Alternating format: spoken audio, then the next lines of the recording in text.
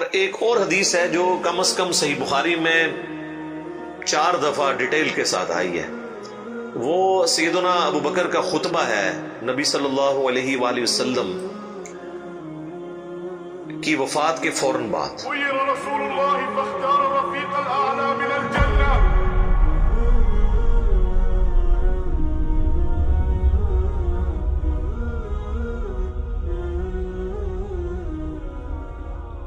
اس کے اوپر میری الگ سے بھی کئی ایک ویڈیوز ریکارڈڈ ہیں جس میں نے وہ احادیث ڈسپلے بھی کی ہیں صحیح بخاری کے اندر، کہ جب نبی صلی اللہ علیہ وآلہ وسلم کی وفات ہوئی تو سیدنا ابو بکر جو ہے وہ حجرہ عائشہ میں داخل ہوئے، چونکہ محرم بھی تھے، اور اس حال میں کہ انہوں نے دیکھا کہ مسجد میں جھمگٹا لگا ہے اور سیدنا عمر جو ہے وہ تلوار اٹھائے کھڑے ہیں کہ جو کوئی کہے گا کہ محمد صلی اللہ علیہ وآلہ وسلم دنیا سے جا چکے ہیں تو میں اسے قتل کر دوں گا۔ قبض رسول اللہ یا عمر۔ ما تقولون ثكلتكم امهاتكم؟ قطع الله ألسنة من يزعم أن رسول الله صلى الله عليه وسلم توفي. لا. بلى يا ابن الخطاب، خرج الخبر من بيت عائشة أم المؤمنين. قلت لا. سیدنا ابو بکر حجرہ عائشہ میں داخل ہوئے، اللہ کے نبی صلی اللہ علیہ وآلہ وسلم کے مبارک چہرے سے کفن ہٹایا اور آپ کے ماتھے پر بوسہ دیا اور کہا، اے اللہ کے رسول، اللہ تعالیٰ آپ پر 2 موتیں کبھی جمع نہیں کرے گا۔ ایک موت آپ کا مقدر تھی، وہ تو آپ کو آنی تھی، یعنی ہر انسان کے لیے ایک ہی موت ہے، دوسری موت نہیں۔ اب آپ آخرت کی زندگی میں چلے گئے تو موت کا مزہ جو ایک دفعہ تو سب نے چکھنا تھا وہ آپ نے چکھ لیا۔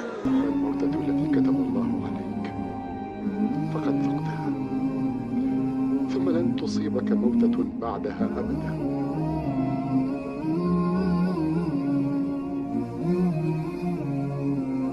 یہ 2 موتیں جمع نہیں کرے گا، اس کا مطلب یہ تھا کہ سیدنا عمر کو جو یہ غلطی لگ گئی تھی کہ شاید نبی علیہ السلام ڈورمنٹ پوزیشن میں چلے گئے ہیں اور آپ دوبارہ دنیا میں واپس آ جائیں گے، جس طرح کہ سیدنا موسیٰ علیہ السلام کوہ طور سے واپس آئے تھے، تو اس کی آپ نے نفی کی کہ نہیں، اس طرح نہیں ہو سکتا، ایک ہی دفعہ موت آنی ہوتی ہے، اب حضور کو موت آئی، اب آپ دنیا میں واپس نہیں آئیں گے۔ سورۃ الواقعہ میں سورہ یاسین میں واضح موجود ہے کہ جو دنیا سے چلا گیا وہ واپس نہیں آئے گا۔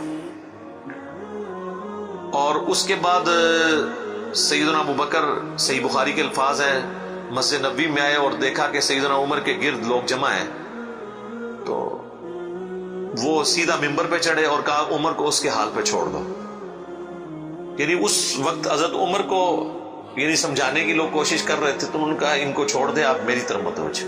چونکہ سیدنا ابو بکر کا ایک مرتبہ اس حوالے سے سیدنا عمر سے بھاری تھا، لوگ ان کی طرف متوجہ ہوئے، تو انہوں نے ممبر پر چڑھتے ہی پہلا جملہ حمد و ثنا کے بعد جو بولا وہ پاکستان کے قانون 295C میں کروڑوں لوگ شاید اسے گستاخانہ جملہ سمجھتے ہیں، اگر ان کو پتہ نہ ہو کہ یہ سیدنا ابو بکر کا خطبہ ہے۔ ہم نے سوشل ایکسپیریمنٹ بھی کیا اس پہ، کسی کو بتایا کہ بھئی یہ دیکھیں، اگر کوئی شخص یہ کہے کہ جو شخص محمد کی عبادت کرتا تھا وہ جان لے کہ محمد مر چکے ہیں، اور جو اللہ کی عبادت کرتا ہے وہ جان لے کہ اللہ زندہ ہے، اسے کبھی موت نہیں آئے گی، تو آگے سے جواب سننے کو ملا، یہ کون گستاخ ہے جس نے یہ بات کی ہے؟ کوئی بھی نہیں، حضور کی تو عبادت کوئی بھی نہیں کرتا ہے، کون ان جملے بنا دو؟ تو ہم نے بتایا یہ بخاری شریف میں کم از کم 4 جگہ موجود ہے۔ وما محمد الا رسول تو قرآن میں آیا نا، صحیح بخاری میں حضرت ابو بکر کے خطبے کے الفاظ یہ ہیں، من کان یعبد محمدا فان محمدا قد مات، جو کوئی بھی تم میں محمد کی عبادت کرتا تھا تو جان لے کہ محمد مر چکے، مات کے الفاظ ہیں۔ فإنه من كان يعبد محمدا فإن محمدا قد مات۔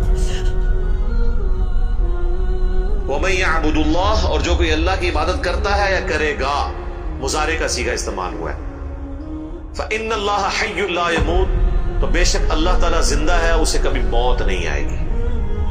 تو یہ خطبہ آپ نے یعنی پڑھا، اور پھر اس کی دلیل میں سیدنا ابو بکر نے قرآن کی یہی آیت تلاوت کی، سورہ آل عمران آیت نمبر 144، اور امام بخاری نے کتاب التفسیر چیپٹر جو قرآن کی تفسیر کا لکھا ہے صحیح بخاری کے اندر، اس آیت کو انہوں نے ہیڈنگ بنا کے یہ حضرت ابو بکر کا خطبہ نقل کیا ہے۔ وما محمد الا رسول قد خلت من قبله الرسل افإن مات او قتل انقلبتم على اعقابكم. محمد تو نہیں مگر ایک رسول، اگر یہ مر جائیں یا قتل کر دیے جائیں تو کیا تم دین سے الٹے قدم پھر جاؤ گے؟ وما محمد الا رسول قد خلت من قبله الرسل افإن مات او قتل انقلبتم على اعقابكم ومن ينقلب على عقبيه فلن يضر الله شيئا وسيجزي الله الشاكرين. اور جو کوئی دین سے الٹے قدم پھرے گا تو اللہ کا کوئی نقصان نہیں کرے گا، اور اللہ تعالیٰ ثابت قدم رہنے والوں کو جزا دے گا، جو شاکرین ہوں گے، شکر گزاری کی روش اختیار کرنے والے. پھر آپ نے اگلی ایک اور آیت تلاوت کی، سورہ الزمر کی آیت نمبر 30. انک میت و انہم میتون. اے نبی بے شک تمہیں بھی مرنا ہے اور تمہارے مخالفین کو بھی مرنا ہے. وہ آیت بھی آپ نے تلاوت کی. تو آپ اندازہ کریں کہ یعنی صحابہ کرام جو ہیں وہ اپنی بات کی دلیل میں قرآن سے آیات پیش کیا کرتے تھے. وہ کہتے ہیں ساڑھے خلاف آیتاں پڑھ دینے جی قرآن تو بھئی قرآن اگر تھوڑے خلاف آیت ہے نا تو تھی مسلمان نہیں ہو، کیونکہ مسلمان تو وہ ہوتا ہے کہ جو قرآن کے مطابق ہو، نہ کہ یہ کہ اس کے عقیدوں کے خلاف قرآن میں آیت آ جائے. تو اگر کوئی کہہ رہا ہے ساڑھے خلاف آیتاں پڑھتا ہے تو سمجھ لو کہ پھر تسی تو کافر ہی ہوئے نا. مسلمان کے خلاف تو قرآن کی آیت نہیں پڑھی جا سکتی نا. اگر آپ کا وہ عقیدہ ہے تو آپ کے خلاف کہاں سے ہوگی؟ تو صحابہ کرام دیکھیں کہ قرآن سے دلیل پیش کیا کرتے تھے، یعنی وہ اپنی بات کی دلیل بھی قرآن سے پیش کرتے تھے. لیکن یہاں پہ ایک بڑی حیران کن چیز ہے جس کو میں نے ہی پوائنٹ آؤٹ کیا ہے، میں نے کہیں پڑھے ہوئے نہیں یہ دیکھا، حالانکہ یہ بہت ضروری تھا کہ اس چیز کو ہائی لائٹ کیا جاتا، کہ حضرت ابو بکر نے ایک فرضی جملہ کیوں بولا؟ کوئی ضرورت نہیں تھی، اور جملہ بھی ان لوگوں کے سامنے بولا کہ جن میں سے کوئی بھی رسول اللہ کی عبادت نہیں کرتا تھا. یہ لوگ ہوتے تو یہ ان کو کھڑے ہو کے کہتے تو کی اتنے تقریرہ پہ کرنا ہے، کوئی دروشی پڑھ تو اتنے حضور دی میت ہوتے تو اتنے گستاخانہ آیتاں پڑھ رہے ہیں کہ جی جو محمد کی عبادت کرتا تھا وہ جان لے کے محمد مر چکے ہیں. ایک اتنے لکھے ہے قرآن چ کون ہی گلا بنانے ایسی کوئی عبادت نہیں کرتے، خود سے ہی باتیں بناتے ہو. سیدنا ابو بکر نے بیسیکلی امت کو یہ میسج دیا کہ نبی اسلام کی تعلیم یہ ہے کہ آپ کو بت نہیں بنانا. اور اس پہ میں بولا کرتا ہوں کہ یہ محمد رسول اللہ صلی اللہ علیہ وآلہ وسلم کی کامیابی ہے کہ آپ نے ایسی ٹیم اپنے بعد چھوڑی ہے جو ان کی میت پہ ان کے فضائل بیان نہیں کر رہی، توحید بیان کر رہی ہے. کیونکہ ان کو پتا تھا کہ محمد رسول اللہ سے بھی آلموسٹ 500-600 سال پہلے ایک شخصیت دنیا میں گزری جس کے نام پہ دنیا کا سب سے بڑا شرک ہو رہا ہے، عیسیٰ ابن مریم. نبی صلی اللہ علیہ وآلہ وسلم نے ایک دوسرا عیسیٰ ابن مریم بن جانا تھا اگر صحابہ کرام شروع میں اس معاملے کو کل نہ کرتے. اور یہ انہوں نے اپنی ذاتی اختراع نہیں تھی، یہ نبی الاسلام کی مبارک تربیت کا اثر تھا. کیونکہ صحیح بخاری میں موجود ہے، دیکھنا میری شان کو اس طرح بلند نہ کرنا جس طرح عیسیٰ ابن مریم کے ماننے والوں نے ان کو ان کی شان میں بڑھا دیا، ڈیوینٹی ان کے بارے میں کلیم کر دی. میں اللہ کا بندہ اور اس کا رسول ہوں، مجھے اللہ کا بندہ اور اس کا رسول ہی کہنا. تو دیکھ لیں سیدنا ابو بکر نے عقیدہ توحید اس وقت امت میں راسخ کیا. یہاں تو کوئی پیر کوئی بزرگ مر جاتا ہے نا تو اس کی شان میں نغمے بنا لیے جاتے ہیں. یہ بھی دیکھ لیں آپ، کل خادم رضوی صاحب کی ڈیتھ کے اوپر وہ کسی نے راتوں رات بیٹھ کے ترانہ بھی لکھ لیا ہے، اور وہ ترانہ انہوں نے بڑے اچھے انداز میں اس کو گا بھی دیا ہے، اور ان کی میت کے اوپر وہ چل بھی رہا ہے. اور نبی الاسلام سے زیادہ تو کوئی تعریف کے لائق نہیں ہے نا مخلوقات میں، لیکن آپ کی میت کے اوپر کوئی درود شریف کی کوئی گھیٹیاں نہیں پڑیاں جا رہی ہیں، کوئی چادر نہیں کھلا رہی ہوئی، توحید کا خطبہ بیان ہو رہا ہے کہ اللہ کے نبی فوت ہو چکے ہیں. سیدنا عمر کے الفاظ ہیں صحیح بخاری میں، جب میں نے ابو بکر کا یہ خطبہ سنا تو میری ٹانگیں میرے جسم کا بوجھ نہیں اٹھا سکی. اچھا آپ لوگ قرآن و حدیث سنتے ہیں تو غصہ آ جاتا ہے. صحابہ قرآن و حدیث اپنے عقیدے کے خلاف سنتے تھے نا تو ان کی ٹانگیں ان کے جسم کا بوجھ نہیں اٹھاتی تھی. وہ اتنے پشیمان ہوتے تھے کہ میں غلط کانسیپٹ کے اوپر ہوں، میں فوراً رجوع کروں. اور سیدنا ابو بکر کے خطبے کے بعد سیدنا عمر کہتے ہیں مجھے یقین آ گیا کہ حضور فوت ہو چکے ہیں. اور پھر بخاری کے الفاظ ہیں، صحابہ کہتے ہیں کہ ہم کئی دن تک ہماری یہ حالت تھی، جب ہم ایک دوسرے کو ملتے تھے نا تو ہم یہ آیت سناتے تھے وما محمد الا رسول قد خلت من قبلہ الرسل، یہ سورہ آل عمران کی آیت نمبر 144، تاکہ ہمیں یہ یقین آ جائے کہ نبی علیہ السلام دنیا سے جا چکے ہیں۔ ایک دوسرے کو یہ آیت سنایا کرتے تھے، گستاخانہ آیت، یہ تو گستاخانہ ہی کہتے ہیں۔ یہ ہوتے تھے جناب ایک دوسرے نو جناب کچھ اور ہی سنا دے، ناتا سناندے رہتے۔ تو صحابہ نے ظاہر ہے انہوں نے تو مشن لے کے چلنا تھا نا، ان کو تو پتا تھا کہ پیغمبر کا کام ہے اللہ کا پیغام دنیا تک پہنچانا، اس کے بعد وہ امت کے کام حوالے کر کے چلے گئے۔ اب پیغمبر کے ساتھ نسبت اس کی ہوگی، محمد رسول اللہ کا لاڈلا قیامت کے دن وہ ہوگا، حضور کی شفاعت کا حقدار وہ شخص ہوگا جو نبی علیہ السلام کے مشن کو آگے لے کے چلے گا۔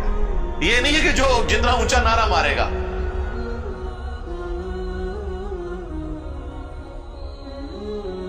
یہ چیز نہیں، ہم لوگوں نے تو اس حوالے سے بالکل کنسپٹ جو ہے نا وہ بدل لیے ہوئے ہیں، چونکہ ہم نے قرآن پڑھا نہیں ہے، اس لیے ہمیں اندازہ نہیں ہے کہ قرآن پاک میں نبی صلی اللہ علیہ وآلہ وسلم کا سچا محب اور سچا پیروکار کس شخص کو ڈکلیئر کیا گیا ہے، جو آپ صلی اللہ علیہ وآلہ وسلم کا مددگار ہوگا ان کے دین کے بارے میں۔ یہ بڑی سخت آیت ہے جی، یقین کریں انسان ہل جاتا ہے جتنی بار اسے پڑھتا ہے۔ آیت نمبر ہے 157 اور 158۔ الذین یتبعون الرسول النبی الامی الذی یجدونہ مکتوبا عندہم فی التوراۃ، یعنی اہل ایمان کے بارے میں آ رہا ہے کہ یہ اس نبی کی پیروی کر رہے ہیں، اس نبی امی کی جس کا ذکر یہ لکھا ہوا پاتے ہیں اپنے پاس تورات اور انجیل میں۔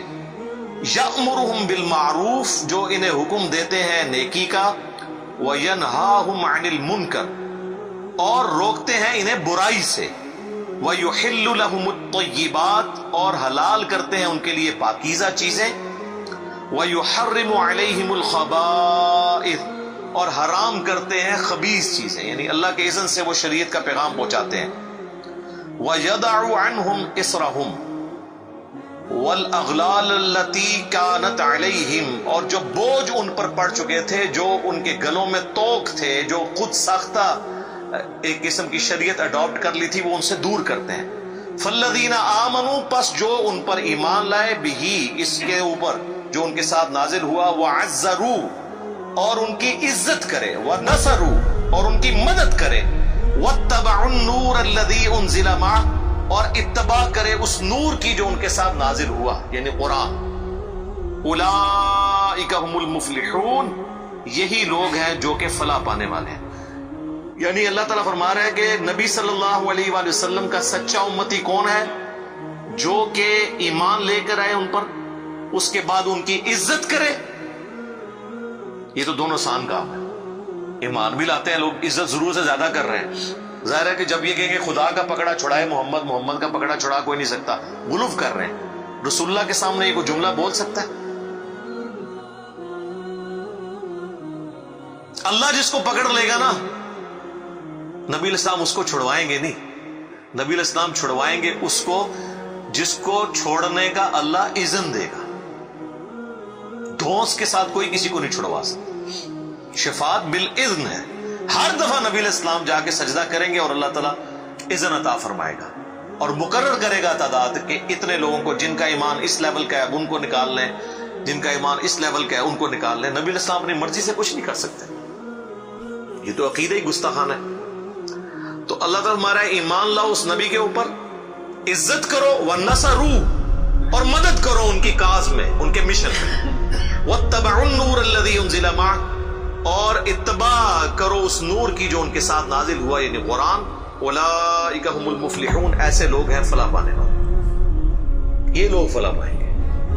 تو فلاح کے لیے صرف ایمان لانا ضروری نہیں ہے، بلکہ رسول اللہ کی مدد بھی کرنی ہے، آپ کی عزت اور تعظیم کے ساتھ آپ کی مدد اور قرآن کی پیروی۔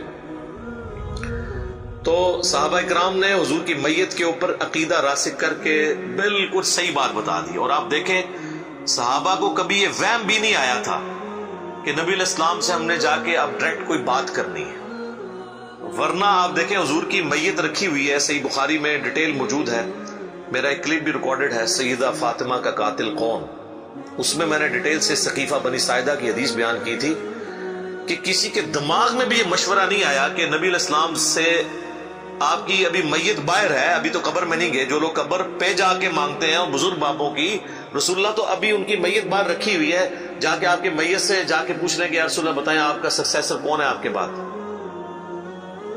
کسی کو وہم نہیں ہے. بعد کے لوگ پتہ نہیں کیا کیا دعوے کرتے ہیں.